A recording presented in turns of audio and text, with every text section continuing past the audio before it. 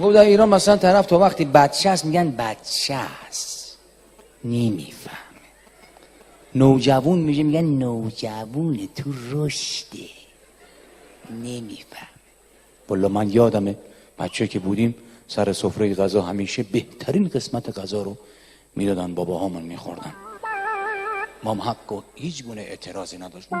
دوران پدر سالاری بود، مثل همین سریال پدر سالار که نشون میداد این چند وقت. آذر غلط کرده، تا وقتی که من تو این خونه هستم اونا باید اینجا زندگی کنن.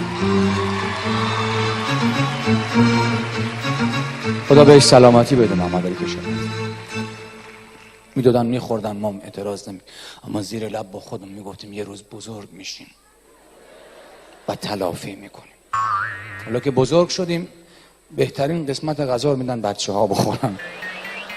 میگیم چرا؟ میگن بچه است، تو رشده. ما تو رشد نبودیم، ما علف هرز بودیم، ما آدم بودیم. چه عدالت عجیب داریم.